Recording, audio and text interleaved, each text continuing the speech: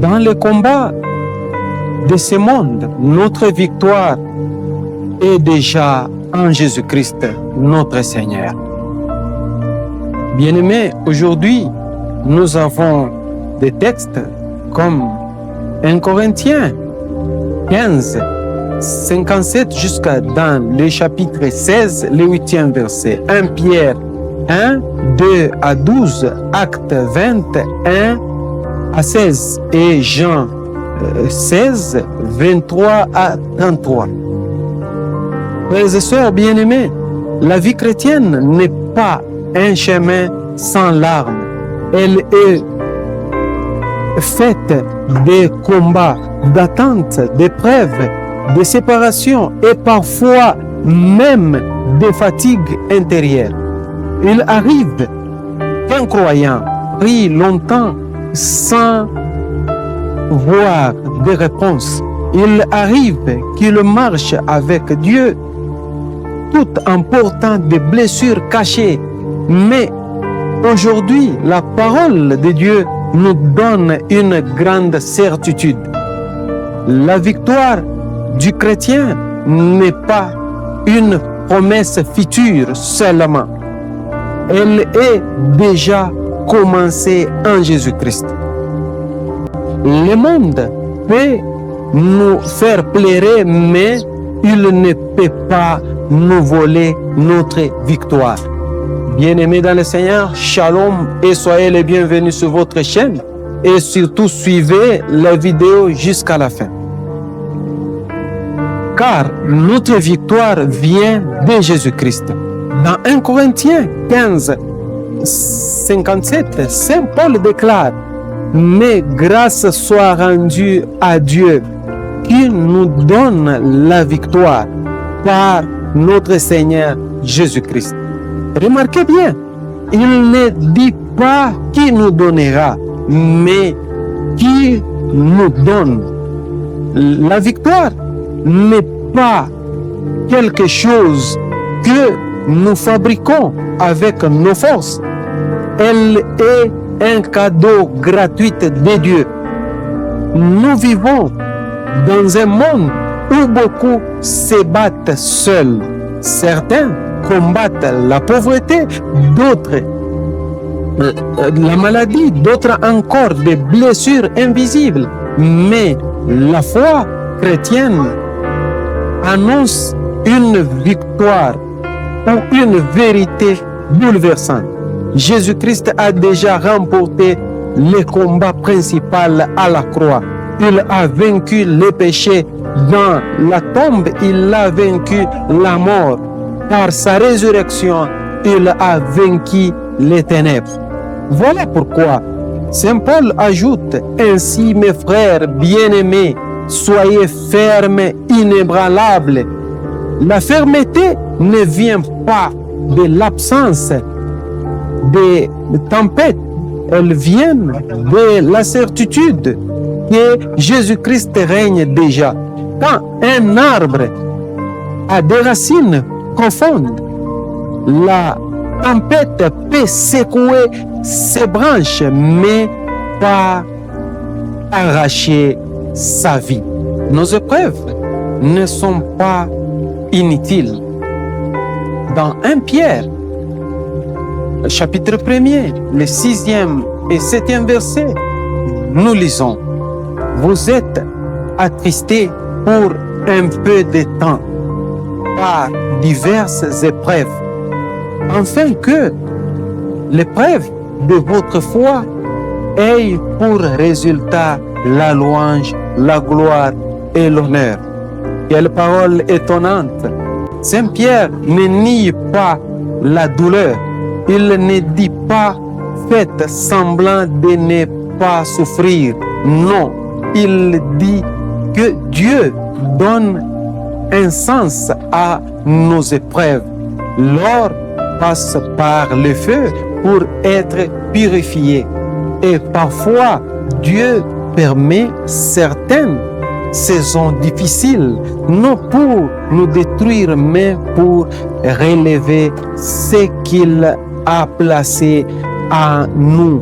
Nous demandons souvent: Seigneur, Pourquoi cette souffrance? Mais Dieu demande parfois, que vais-je produire en toi à travers cela? Certaines larmes arrosent les futures bénédictions. Certaines nuits préparent un matin glorieux. Même les serviteurs de Dieu traversent des saisons difficiles. Dans Acte 20, Saint Paul voyage sans cesse.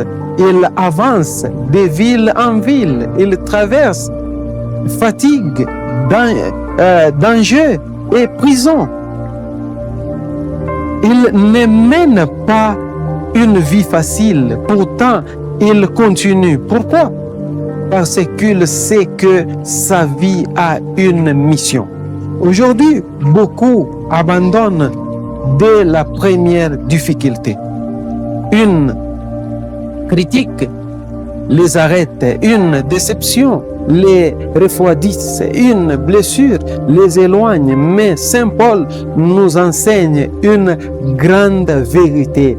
C'est là, et c'est lui qui connaît son appel continue à marcher, même quand le chemin devient lourd.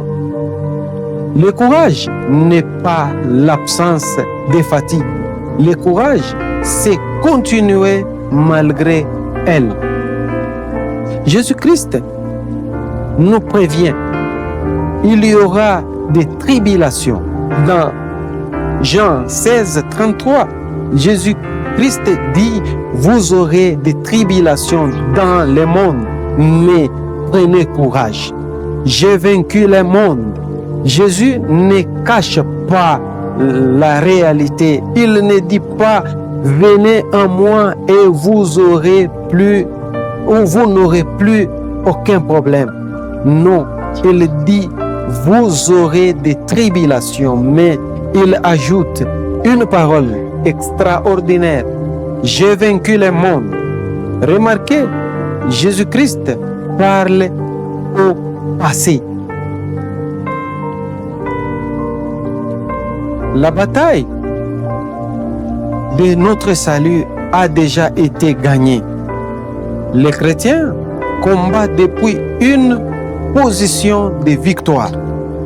Nous ne marchons pas vers une victoire incertaine. Nous marchons à partir d'une victoire déjà acquise.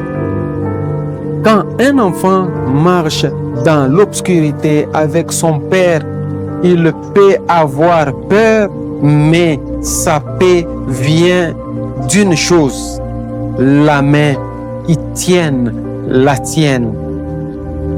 La main de son père, bien sûr. Même si vous traversez une vallée aujourd'hui, la main du Christ tient encore votre vie. En conclusion, peut-être que quelqu'un aujourd'hui traverse une saison difficile. Peut-être que ton cœur est fatigué. Peut-être que tu pries depuis longtemps sans réponse. Peut-être que tes combats sont silencieux. Écoutez cette bonne nouvelle. Tes larmes ne sont pas oubliées. Tes combats ne sont pas invisibles devant Dieu. Tes épreuves ne sont pas éternelles. Car Jésus-Christ dit, demandez et vous recevez, afin que votre joie soit parfaite. Jean chapitre 16. Et il ajoute, prenez courage, j'ai vaincu le monde. La dernière parole n'appartient pas à la souffrance. La dernière parole appartient à Jésus-Christ ressuscité. Bien-aimés dans le Seigneur, un grand merci d'avoir suivi la vidéo d'aujourd'hui jusqu'à la fin. Si vous êtes abonnés, un grand merci. Et si vous n'êtes pas encore abonné, veuillez vous abonner. Et tout en partageant la vidéo avec les autres, et laissez-nous en commentaire vos avis et considérations. Que Dieu vous bénisse.